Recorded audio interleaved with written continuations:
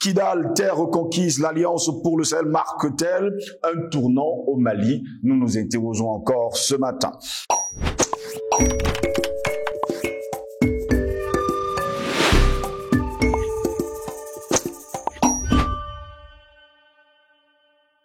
Mesdames, Messieurs, bonjour. Nous sommes toujours très heureux de vous retrouver lorsque nous sommes sur les plateaux de Panafricaniste TV.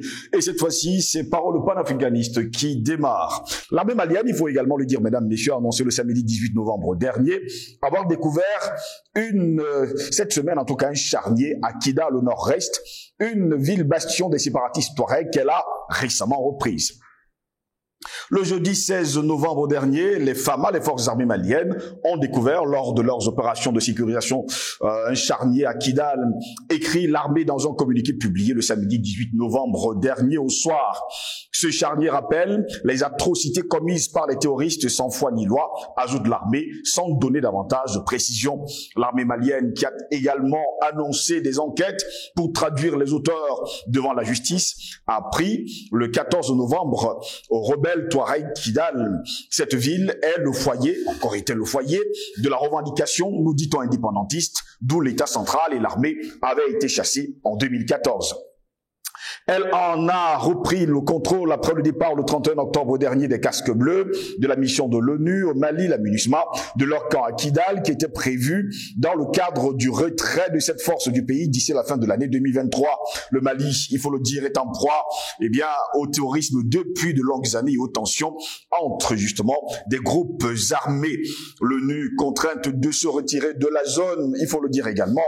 Les colonels arrivés au pouvoir au Mali déjà en 2020 ont réclamé en juin, après des mois de dégradation des relations, le départ de la MINUSMA, déployé depuis 2013 dans ce pays, parce que, il faut le préciser, mesdames, messieurs, ceci ne donnait aucun résultat positif. Plutôt, leur présence accélérait la présence des djihadistes, pour ne pas dire des terroristes, sur le sol malien.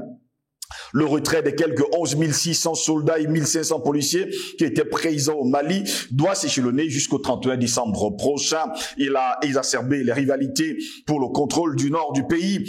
Les groupes, on nous dit séparatistes, s'opposent à ce que la MINUSMA remette justement les camps aux autorités maliennes, ce qui va à l'encontre, selon eux, des accords passés en 2014 et 2015, quand après s'être soulevés en 2012, ils avaient accepté de cesser le feu et de faire la paix. Mais jusqu'à preuve de contraire, tout le monde le sait, Kidal a été débarrassé de ces terroristes.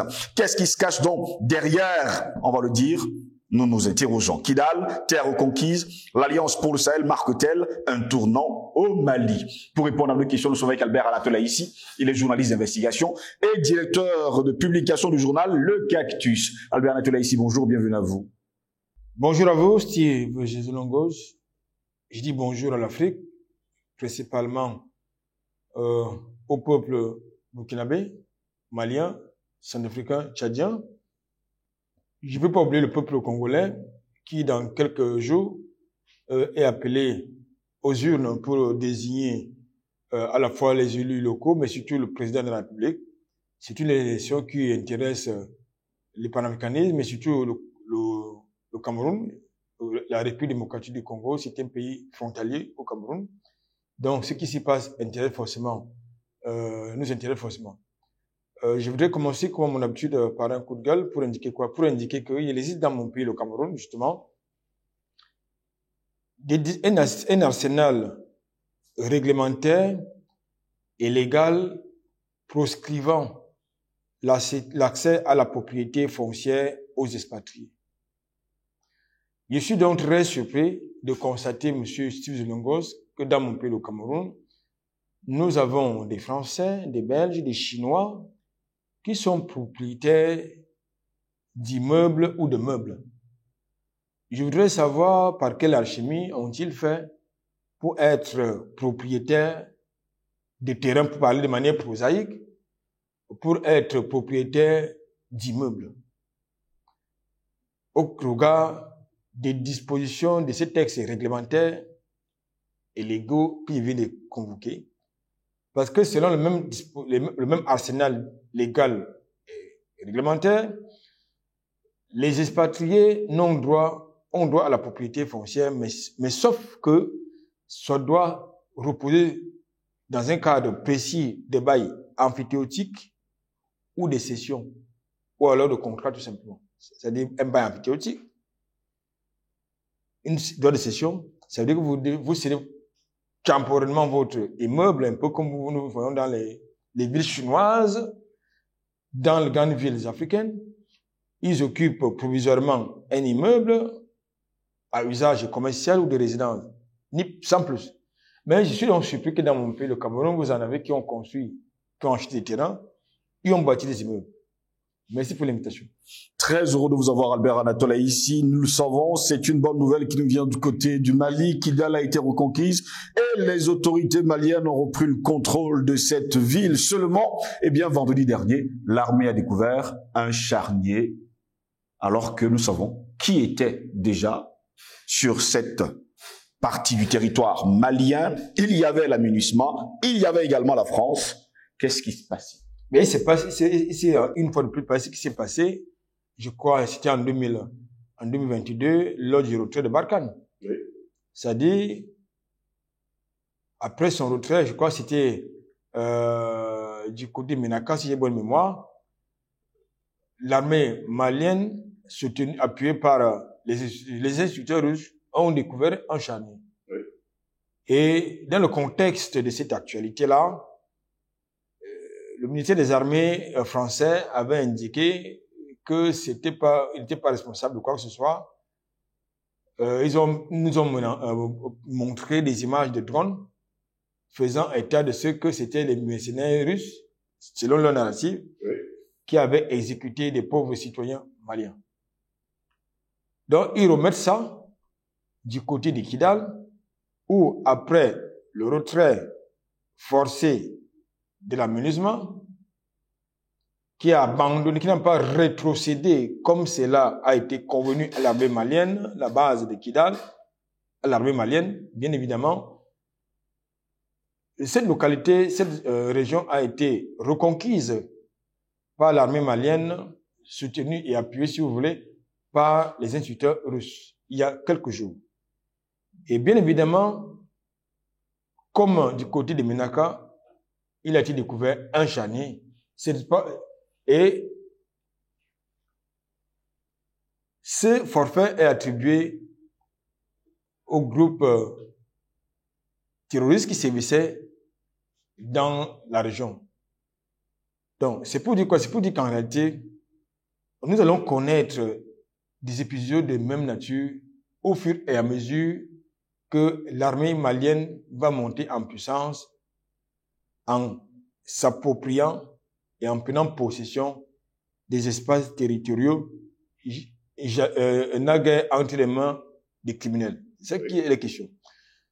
Alors, ce qui nous intéresse dans le débat, c'est deux choses. La première, comment l'armée malienne, appuyée par les instituteurs russes, a réussi, n'est-ce pas, à reconquérir en quelques semaines, seulement en quelques semaines, un territoire que la MINUSMA et les autres n'arrivaient pas à conquérir, à prendre entre les mains des djihadistes depuis plusieurs années. Ça nous intéresse de savoir que comment est-ce que l'armée malienne, qui était présentée, qui est toujours présentée comme n'étant pas professionnelle, comme n'ayant pas les moyens de sa politique, a-t-elle réussi à reprendre entre les mains des terroristes une région qu'ils contrôlaient? Ça veut dire que c'était possible. C'était possible de le faire, mais que surtout la MINUSMA n'était pas là pour reconquérir les espaces territoriaux entre les mains des terroristes. Oui. Que la MINUSMA était là pour justement créer l'instabilisation. Nous savons quand même que la MINUSMA, c'est le business. Les opérations extérieures, nous le savons, c'est le business. Donc, il faut donc plus vous durer, plus justement la cagnotte est intéressante. Donc, ils n'ont aucun intérêt à ce que le mal cesse. Ils n'ont aucun intérêt. Donc, c'était donc possible. La deuxième chose qui nous intéresse dans l'analyse, c'est comment est-ce que l'armée malienne a pu déployer autant de moyens pour le faire. Ça veut dire que l'alliance avec les États du Sahel, notamment le Niger, et le Burkina Faso a quand même servi à quelque chose. Il me semble que le Niger et le Burkina Faso ont envoyé des vecteurs aériens, Oui. des vecteurs aériens et quelques vecteurs terrestres, justement, à l'armée malienne. Ça n'a pas été dit officiellement, mais c'est ça, c'est le cas. Donc, lorsque je parle de vecteurs aériens, je parle des drones, je parle des gros porteurs pour le transport des troupes. Ça, c'est important. C'est déjà ça. La preuve, c'est que les deux gouvernements nigériens et burkinabés ont félicité l'armée malienne d'avoir libéré, n'est-ce pas, ces territoires.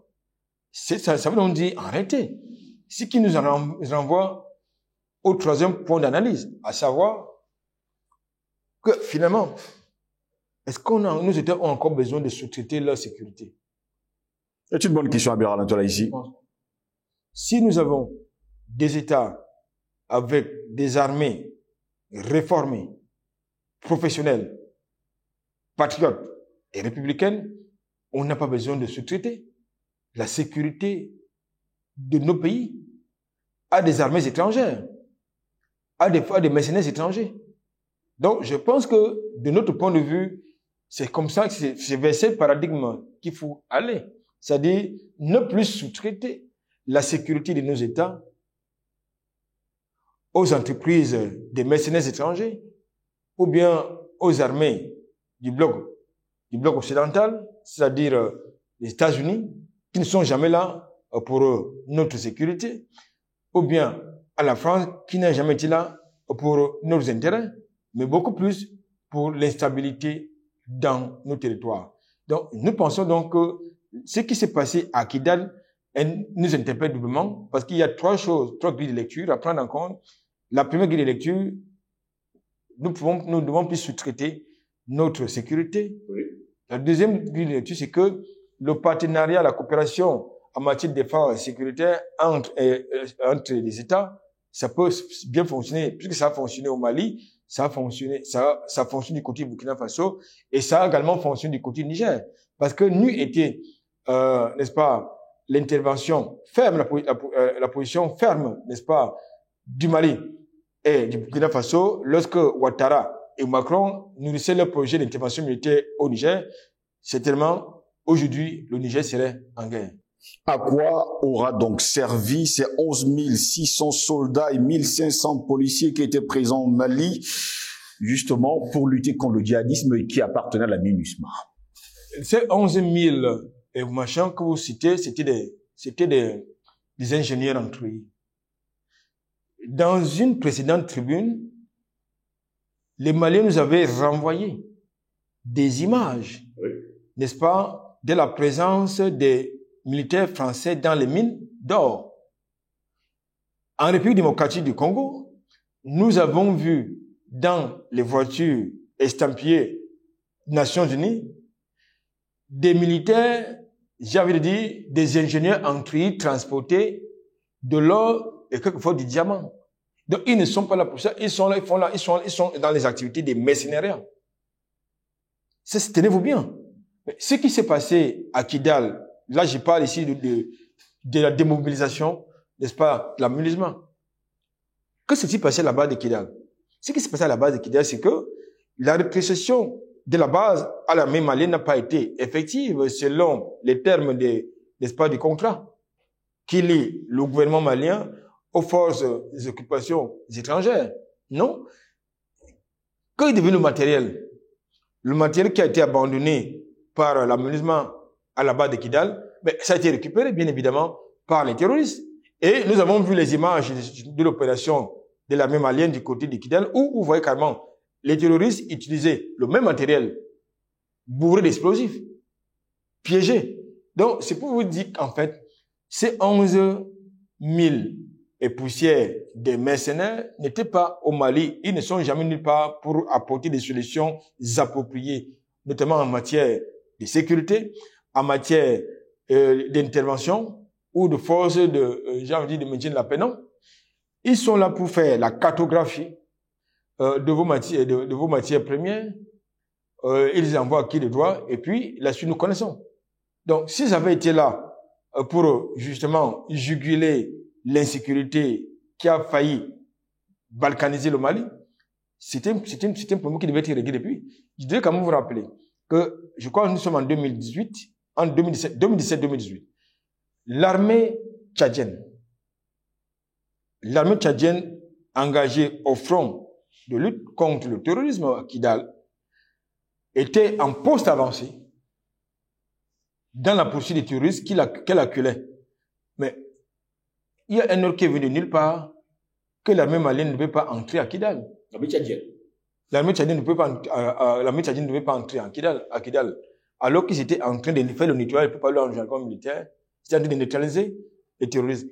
Mais l'armée, j'ai envie de dire, le ministère de l'armée français a donné le commandement au commandement de Barkhane d'interdire à l'armée tchadienne d'entrer dans Kidal. Ça veut dire que l'armée française présente à Kidal au moment des faits n'était pas là pour lutter contre les terroristes. Nous avons des documents qui circulent légalement, qui font état, qui présentent l'armée française en train de donner soit des rations alimentaires, soit le matériel militaire ou des renseignements aux terroristes. Ce n'est pas du complotisme, ce ne sont pas des affabulations mais de la spéculation. Les documents existent. Mais alors, si l'armée malienne, après de la démobilisation de l'aménagement, a été capable de dégager, n'est-ce pas, les terroristes dans Kidal, ça veut dire que c'était quelque chose, ça veut dire que c'était possible. Mais ça n'a pas seulement été fait, c'est une mission qui n'a pas été accomplie pour des raisons que seul le commandement de l'amusement peut nous donner. C'est ça qui est la question. Donc, aujourd'hui, comme je l'ai dit tout à l'heure, ce qui se passe au Mali, en République démocratique du Congo, en ECA, est la preuve tangible que nos États ne doivent plus prendre le risque de sous-traiter la sécurité de leurs États, de leur pays. Du tout. Ils n'ont qu'à prendre des mesures, j'ai envie de dire, des réformes, j'ai envie de dire, courageuses. J'aime toujours prendre l'exemple du Cameroun dans ce domaine. En 2000, au début de l'année 2000, Paul Biya s'est engagé dans une opération très courageuse, et ça, il fallait quand même le faire. Alors que le Cameroun était encore lié par les accords de défense avec Paris, eh bien, Paul Biya a quand même pris sur lui de réformer l'armée, de rajeunir les effectifs et de s'engager dans d'autres partenariats stratégiques. Il fallait le faire. Et si Paul Biya ne l'avait pas fait en 2000, tenez-vous tranquille, le projet de Sarkozy qui nourrissait, n'est-ce pas, de procéder au rajeunissement démocratique en chassant, en tuant certains chefs d'État sur le continent africain, notamment dans l'espace francophone, ça aurait prospéré au Cameroun. Ça a prospéré en Côte d'Ivoire parce que la Côte d'Ivoire n'avait pas une armée. Ça a prospéré du côté de la Libye parce que là-bas, certes, la Libye avait une armée, mais une armée divisée. Ça a prospéré du côté de l'Égypte pour les mêmes raisons que je viens d'évoquer pour la Libye. Mais du côté du Cameroun, c'est un peu plus compliqué que ça. Donc, alors, il faut donc réformer l'armée. C'est vrai, former un soldat, ça coûte beaucoup d'argent, mais c'est un risque à prendre. C'est pour ça que certains pays sont plus faciles à déstabiliser que d'autres sur le continent africain. Et je termine donc pour ce deuxième budget pour dire quoi? Pour dire que aujourd'hui, nous n'avons plus besoin, après 60 ans d'indépendance, même si ce sont les indépendances de pacotille, nos États n'ont plus besoin de sous-traiter la sécurité des États. Parce que l'armée, c'est un pilier majeur de la souveraineté d'un État. C'est le dernier rempart. Et si vous n'avez pas une armée forte, tenez-vous tranquille, votre territoire va devenir un espace d'influence, une zone de jeu pour toute la criminalité internationale que vous faites. Albert Nadoula, ici une question pour sortir de cette édition de Parole panafricaniste. La MINUSMA n'était-il pas au courant de ce charnier qui a été découvert vendredi dernier par les FAMA, les forces armées maliennes? est-ce que l'armée française qui était sur le sol malien n'était pas au courant de ce charnier, parce que ce charnier, il faut le préciser, a été découvert vendredi dernier? Est-ce que Barkhane n'était pas au courant du charnier qui a été retrouvé à Ménaka par les FAMA et les instituteurs russes? Donc, en fait, c'est pour vous dire quoi? C'est pour vous dire qu'en réalité, lorsque vous voyez de tels scénarios, ça, quel projet? Le projet vise à discréditer l'armée malienne. C'est-à-dire estimer que non, il y a eu des exactions contre les populations civiles de l'armée malienne, ça a été dit. Ça a régulièrement été dit. Comme c'est régulièrement dit du côté du Burkina Faso en ce qui concerne l'armée burkinabé. Oui. C'est-à-dire que l'armée procède à des arrestations arbitraires, à des exécutions sommet des populations civiles. Comme pour discréditer ces armées-là, mais surtout pour mettre en difficulté les régimes de transition au niveau des instances internationales, pour montrer en réalité que non, il s'agit des régimes criminels dont l'armée procède à des exécutions extrajudiciaires. À la fin, ça va finir, comme vous le savez, à la CPI, où vous avez plus, apparemment, d'Africains qui sont des criminels de ce côté, mais moins des Occidentaux. Mais or, nous savons, de manière statistiquement établie, que les grands criminels, ce sont des locodèmes. Aux États-Unis, j'attends de voir si la CPI va interpréter George W. Bush pour l'Afghanistan, pour la Libye, en ce qui concerne Obama. J'attends de voir si Nicolas Sarkozy sera interpellé par la CPI en ce qui concerne, par exemple, la Côte d'Ivoire, en ce qui concerne la Libye, entre autres. Donc, ce sont des criminels, mais sauf que ce qui se passe, par exemple, c'est une autre parenthèse que je vous ferai rapidement, sauf que dans le contexte qui se passe actuellement du côté du Proche-Orient, apparemment, la CPI ne voit que du feu. Il n'y a rien à voir. Ce que l'armée israélienne fait là-bas, elle a distribué les bonbons aux populations civiles, aux nourrissons, n'est-ce pas? Ce n'est pas des crimes de guerre, ce n'est pas un crime contre l'humanité que Tchal est en train de faire au moment où nous tenons cette émission. Il ne s'agit pas de ça. Il s'agit tout simplement il a une mission humanitaire. L'armée israélienne a une mission humanitaire. C'est pour ça que ça intéresse ni Washington, qui a déployé deux navires de guerre de ce côté-là. Ça n'intéresse pas Ursula von der Leyen, la criminelle imposteur, qui est du côté de la Commission de l'Union européenne, qui, de manière très émotive, a montré à la planète entière qu'elle était nazie. Donc, je pense que aujourd'hui, il ne faut pas s'attendre à grand chose à ces gens. Ce qui est en train de se passer dans le contexte palestinien au moment où nous tenons cette émission est révélateur de quelque chose, de deux choses. La première chose, c'est quoi? C'est que le droit international, c'est à géométrie variable, c'est à géographie variable. La CPI, c'est pour les Africains, c'est pour les mélanodermes qui sont, n'est-ce pas, blacklistés comme des criminels. Donc, il n'y a pas eu de crime, il n'y a pas de crime à Gaza, perpétré par Benjamin Netanyahu, il n'y a pas du tout de crime là-bas. Il n'y a jamais eu de crime ni de génocide du côté du Rwanda. J'attends de voir que les auteurs ou co-auteurs du génocide rwandais soient la CPI. Que nenni, on nous enfume avec des fusibles. Il n'y a pas jamais eu de guerre du côté, il n'y a jamais eu de génocide, ni de crimes contre l'humanité du côté, n'est-ce pas, de la Libye. Il n'y a jamais eu des crimes de guerre, ni des crimes contre l'humanité du côté de l'Afghanistan, tout comme il n'y en a même pas eu en Europe de l'Est.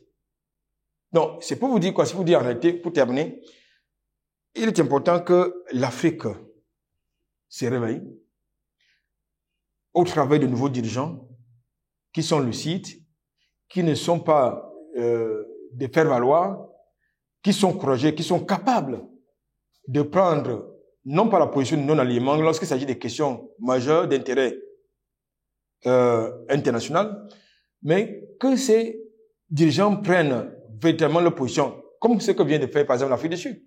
L'Afrique du Sud, au travers de sa diplomatie, a mis fin à ses relations diplomatiques avec Israël en ce qui concerne la question palestinienne au moment où nous sommes en train de tourner cette émission. Donc, je crois que voilà ce que nous attendons de l'Afrique, des Africains. C'est-à-dire, il faut prendre position de manière rigoureuse et courageuse. Alors, je termine en disant que aujourd'hui, la MINUSMA n'a pas vu le charnier de Kidal parce qu'il n'y avait rien à voir. C'était pas son rôle de voir ce qui se passe. Le rôle de la MINUSMA, c'était d'épiller le Mali, mais surtout de discréditer ses autorités. Merci à vous, Albert Natoya, ici, d'avoir répondu à nos questions. Mesdames, Messieurs, merci à vous également de nous avoir suivis. Au plaisir de vous retrouver très prochainement. Nous vous souhaitons de passer une agréable journée.